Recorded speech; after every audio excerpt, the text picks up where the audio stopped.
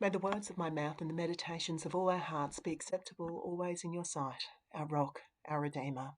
Amen. Hello, St. Mark's. I don't know about you, but up until last year, I took for granted the ability to travel, the ability to visit, the ability to spend time with people, to see my friends and family, the ability to return home. And it seems to me that this time of quarantine and restrictions may well have just given us just a little taste of what it might be to be on the fringe. And that's particularly pertinent today, not just because I spend my first Christmas in ministry at St. Mark's away from you, but because of our gospel story.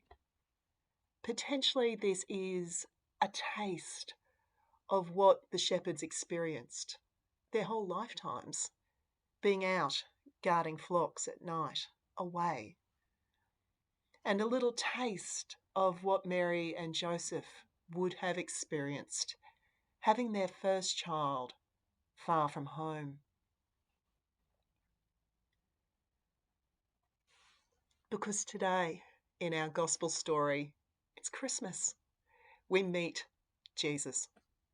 And not in the obvious places, not in the obvious company, but lying in a manger with parents far from home who are alone. It's a story we've seen and heard so often it can become perhaps overly familiar.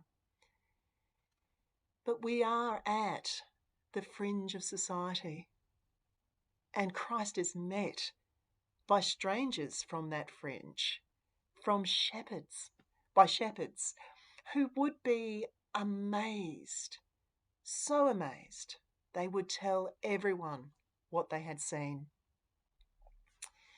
So let's sit today with that single, astonishing and unfathomable reality. The Magi are on their way to come and see this child. Wise people of the world from far and wide are coming because they have been hoping for this child, expecting this child. But that is still to come. Right now, for this brief moment, we have Mary and Joseph, and then the shepherds, all looking with wonder.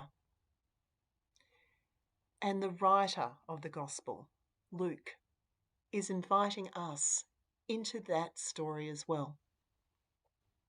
To come and see. To come and see joy hidden in plain sight. The world then, as it is right now, is filled with tired travellers in this census. There's counting, there's statistics, there's checkpoints, there's family reunions and obligations. And after the shock of angels, a miraculous conception, an arduous journey, in the midst of distraction and noise and activity, time stands still for this moment, as it does when you're first faced with a brand new human.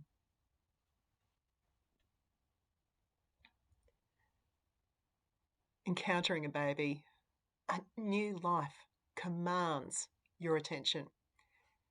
And the child commands your attention just by their very being. And that's what Luke brings to us. An eternal God begins. An eternal God joins. An eternal God becomes.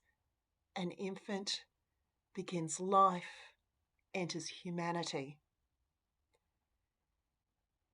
And like all newborns, Jesus is exactly and totally and wholly what he is. And Jesus is only what he is. Nothing added, nothing hidden, fully human, and in Jesus, fully divine.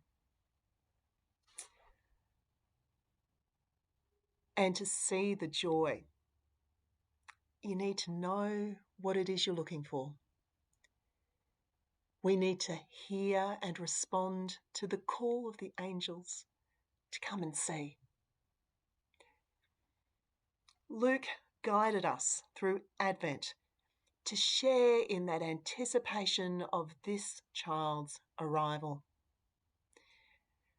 On hearing the news, we now know to put down our distractions and make haste with the shepherds. And as we've journeyed together this Advent, we have prepared for this moment. With Luke, we have prepared to encounter love and truth without resistance. We have repented. We have turned back to God. We have opened our eyes to see our neighbours.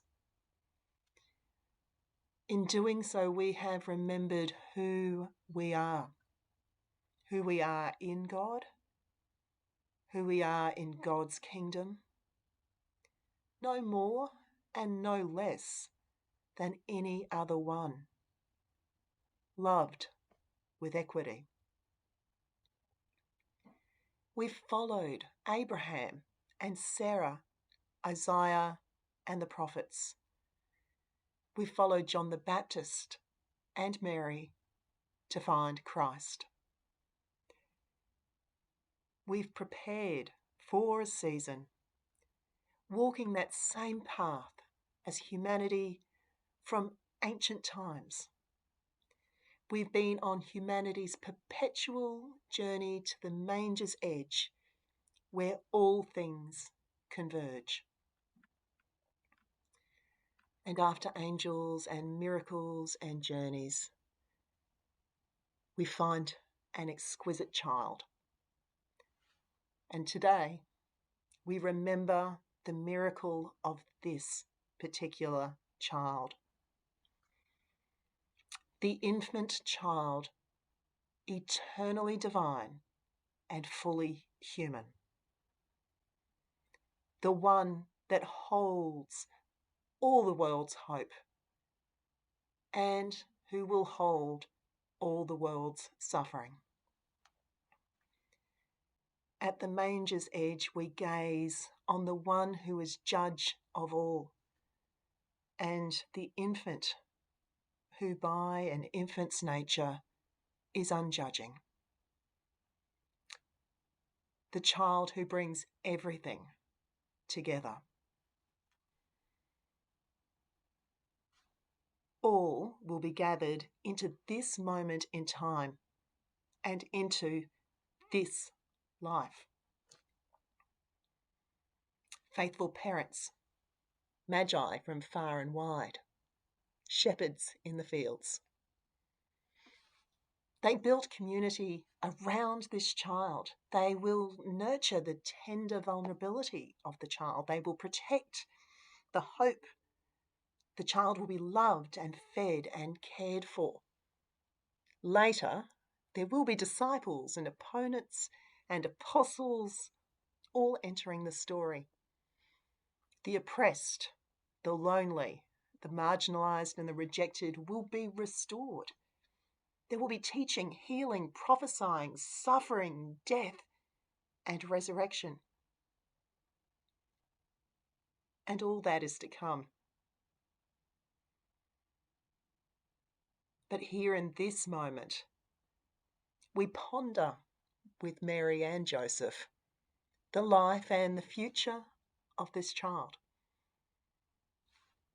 Luke invites us to share the experience of intermingled fatigue and joy and fear and hope. With the shepherds, we continue to wonder what this means for us in our lives in our world. We hold the tension of the unknown with the joy of the love right in front of us.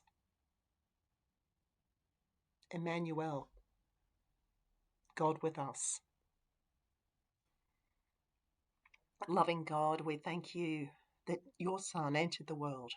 We thank you for the miracle of Jesus' birth, for all it means, for all it will mean, and for your love that surrounds us always. Amen.